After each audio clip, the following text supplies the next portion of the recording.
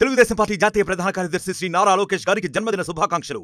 Kalisetti Appalanaidu Telugu Desam party senior నాయకులు ఎచ్చెర్ల నియోజకవర్గం.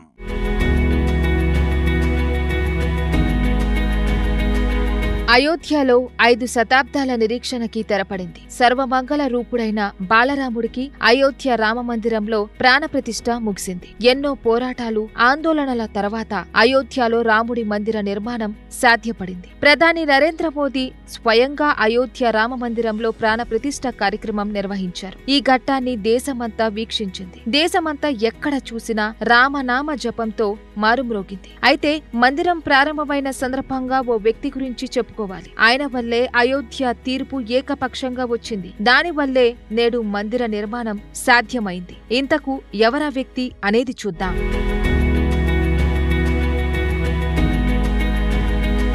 అయోధ్య వివాదంలో రాముడిని గెలిపించిన వ్యక్తి పేరు రామభద్రాచార్య స్వామి. ఈయన వల్లనే అయోధ్య తీర్పు ఏకపక్షంగా వచ్చింది. అయితే ఇక్కడే ఒక అద్భుతం దాగి ఉంది. ఉత్తరప్రదేశ్ లోని ఔన్పూర్ జిల్లాకు చెందిన రామభద్రాచార్య బాల్యంలోనే కంటి చూపు కోల్పోయాడు. కానీ ఆ లోపం ఆయన ఎదుగుదలను ఆపలేదు. చిన్నప్పటి నుంచి వేద విద్య చదువుకున్నాడాయన. సంస్కృతిలో డిగ్రీ, పీజీ చదివాడు. ఈ క్రమంలో అయోధ్య విచారణ సందర్భంగా రామభద్రాచార్య స్వామి ఋగ్వేదంలో శ్రీరాముల వారికి చెందిన 157 మంత్రాలు, వాటికి భాష్యాలను కోర్టులో చెప్పారు. అందుడై ఉండి వేదాలు చెప్పడంతో అక్కడి వారు ఆశ్చర్యపోయారు. వేదాలు, సనాతన ధర్మం గొప్పతనం తెలుసుకొని అవాక్కయ్యారు.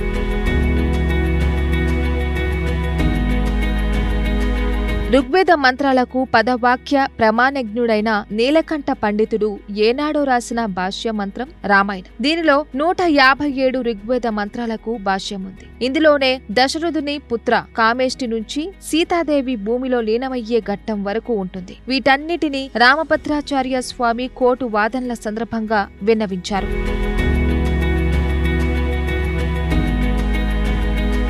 రామ జన్మభూమి వివాదం గురించి కోర్టులో వాదనలు జరుగుతున్నప్పుడు జడ్జిలలో ఒకరు, హిందువులు అన్నిటికీ వేద ప్రమాణాలంటారు కదా, మరి ఆ వేదాలలో రాముడి గురించి ఎక్కడ ఉందో చెప్పమని ప్రశ్నించారట.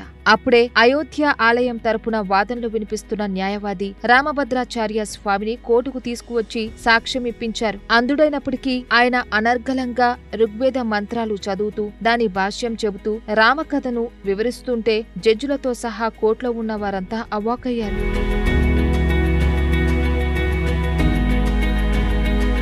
అందుడు పుస్తకం మనిషి అవసరం లేకుండా అతి ప్రాచీనమైన ఋగ్వేద మంత్రాలు, దాని భాష్యం చెప్పడం ప్రతి ఒక్కరిని ఆశ్చర్యపరిచింది. అలా రాముడిని గెలిపించడంలో రామభద్రాచార్య స్వామి కీలక పాత్ర పోషించారు. మందిర ప్రారంభమైన సందర్భంగా అంతా ఆయనను గుర్తు చేసుకుంటున్నారు. రామభద్రాచార్య స్వామి విషయానికి వస్తే ఆయన చిత్రకూటులోని తులసి మఠానికి అధిపతి. సంస్కృతిలో ఎన్నో పుస్తకాలు కూడా రాశారు. 2015లో పద్మవిభూషణ్ అవార్డు అందుకున్నారు రామభద్రాచార్య. మొత్తంగా రామమందిరం కళ నెరవేర్చడంలో ఈయన పాత్ర నిలిచిపోతుంది.